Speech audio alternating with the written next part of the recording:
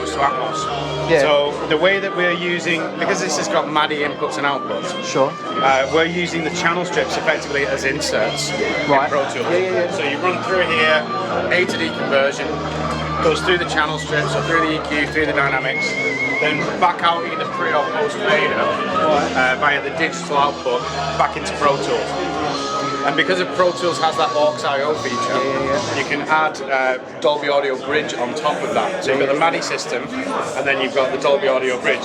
So the audio goes back into Pro Tools, and then gets sent out as objects into the renderer. Then from here, what we can do is we have our Atmos client. So this is our own bit of software, and we can let me solo that vocal. So if I solo this vocal here and just loop it a minute. So what we can do is we can assign objects from our console software, and it gets picked up on the renderer, and then we can use the console to map those objects in 3D space, or you can use the encoders to do that. You can see there, you can use the encoders, or you can use the touchscreen, or a combination.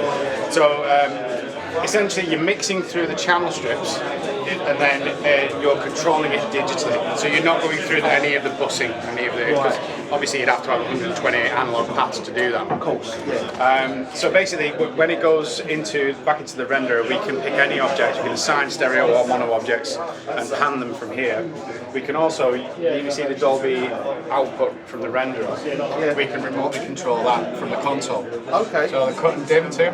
Okay. So I can remotely control that from the console, and then the output of the renderer goes into our Dante to analog line out, which is this device here.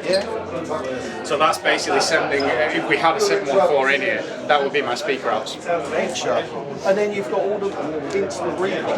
Yeah, exactly, yeah. And you can remotely control the console from the plug-in as well. So you've got all of that. So it's just like the console itself is a hybrid, and the approach to Atmos is a hybrid. Yeah. You've kind of got the best of both worlds. So let's say I'm running 128 channels. What size console are we going to need? Well, that's it. So basically, this is an 8-channel console. So this is the smallest Genesis we do. So what you can do is you can choose 8 objects to run through the channel strips, and then the rest of the objects don't have to run through the channel, but you can still control them from that. So you kind of pick and choose. Yeah, exactly. So go up to 128 there that I can assign. Let's say I want to pick off 127. I've just created a stereo object that appears there. Now, I'm never going to have a 128 channel console, but I can still, that object, I can still control it from the console. You can pick it up here and remotely control it there. So I mean, the largest console we do on a Genesys Black is 48 channels. So you could have 48 objects that run through the console, and the rest of them can still be controlled from there as well. It's like an Atmos control surface. For me, the reason I moved away from an analog console was for the fact of digital recall. I've got the Avid S4. You guys are doing all Atmos stuff now as well. You've got the 914, you've got the wide front. So it's essentially, with this, you could do tracking and stereo mixing, and then when you want to come to an Atmos mix, you don't have to put the console away. That was the reason we wanted to do this. We're seeing a lot of studios who they were using the consoles for that first part of the process, but then when it came to Atmos, they go into a different room and they got an S6 or something. So we thought, we've heard of the DFC, digital film console. We've got all that technology in our back pocket. Yeah. So it's basically transplanting that onto the Genesis for the music world. And this could replace my S4. Yeah. I wouldn't see why not. You could then have a full analog console that can do from start to finish tracking, and then stereo mixing, then Atmos mixing at the same stage. It works in a very similar way to the Dolby Atmos plugin.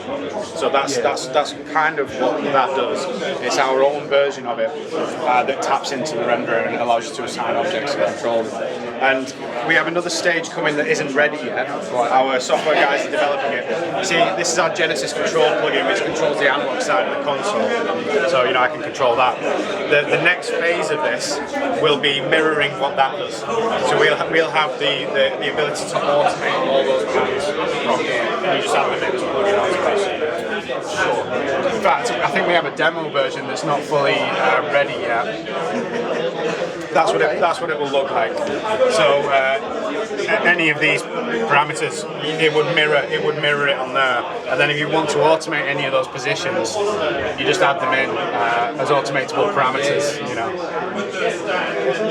So you can see wherever they are. There's a lot of, they're already in, yeah, object left, you know, LCR, front back, height and all that. You just add it in, set that channel to write mode, and anything I did on the Dolby renderer control plugin from here, or on a Genesys control plugin, all would just write in as automation lanes in Pro Tools.